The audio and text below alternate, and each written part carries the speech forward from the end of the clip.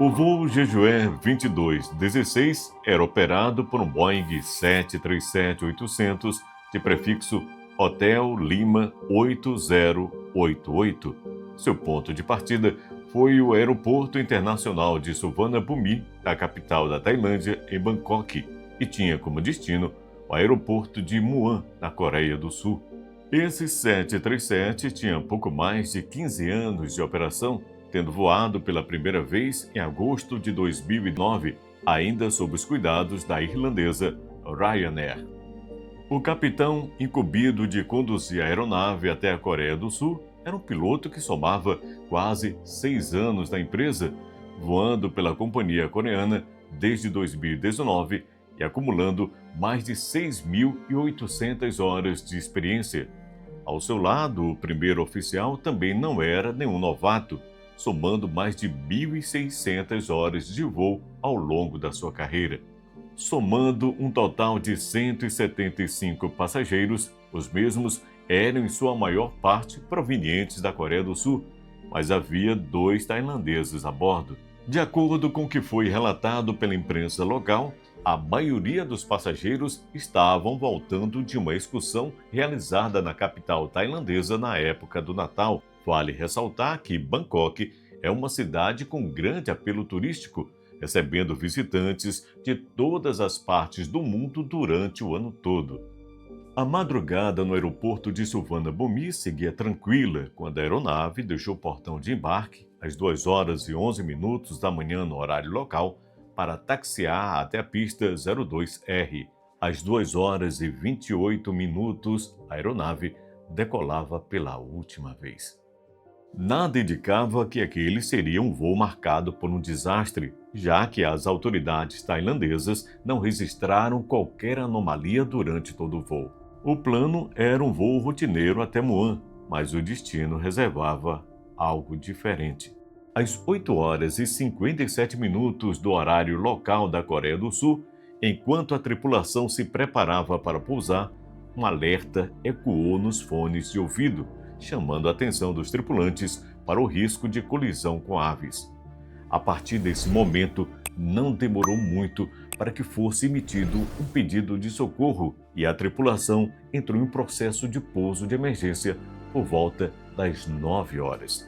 De acordo com as informações preliminares que estão disponíveis até o momento, o trem de pouso da aeronave falhou ao ser acionado, o que obrigou a tripulação a abortar a manobra durante a sua execução e tentar novamente. O problema é que o relógio estava correndo contra eles. Entre as 9h03 e 9h07, a cadeia de eventos para o desastre começou a se formar. Com os minutos contados e sem nenhuma outra saída, a tripulação se viu obrigada a tentar fazer um pouso de barriga, arrastando a fuselagem diretamente contra o asfalto. O avião tocou solo no meio da pista de pouso, o que fez com que a distância disponível para parar fosse reduzida de forma drástica.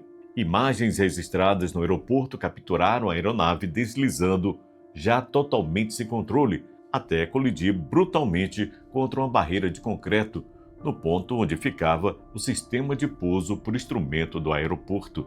Os relatos dão conta de chamas e faíscas jorrando a partir da asa direita, com o estrondo do impacto ecoando no ar após o som metálico da fuselagem arrastando no chão sem um trem de pouso. Algumas pessoas, inclusive, relataram ter visto aves sendo sugadas para dentro do motor direito logo antes do impacto final. Em meio ao caos, apenas 2 tripulantes conseguiram sobreviver, tendo sido encontrados milagrosamente vivos na cauda destroçadas do Boeing. O fogo foi controlado em 43 minutos e as caixas pretas foram recuperadas no mesmo dia, sendo que uma delas estava parcialmente danificada. A caixa de voz da cabine foi recuperada intacta, guardando os últimos momentos da tripulação e constituindo um dos principais elementos da investigação. Enquanto a fumaça ainda se dissipava, começou a dolorosa missão de encontrar e identificar as vítimas. Às 13h36, equipes de resgates passaram a remover os corpos dos destroços e o necrotério improvisado foi montado no local para agilizar o processo. Enquanto isso, familiares, devastados pela angústia, aguardavam notícias em uma área designada no aeroporto. Infelizmente, devido à violência do acidente, grande parte dos passageiros teve o corpo mutilado, o que dificultava bastante o processo de reconhecimento.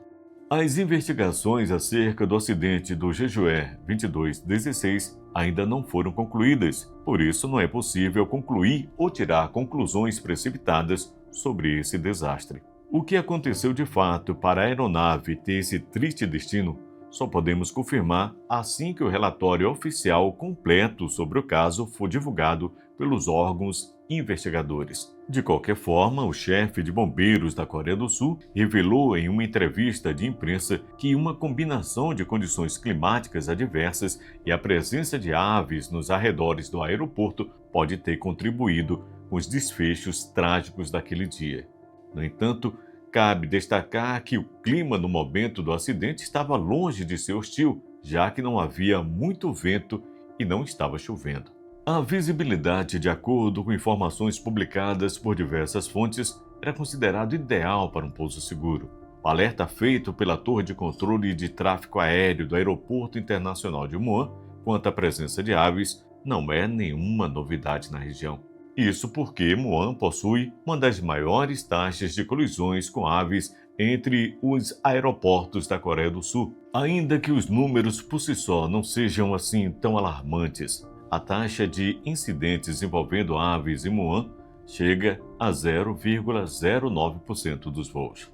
Apenas para fins de comparação, essa taxa é de 0,18% no aeroporto de Jipo e 0,013% em Jeju, números bem menores.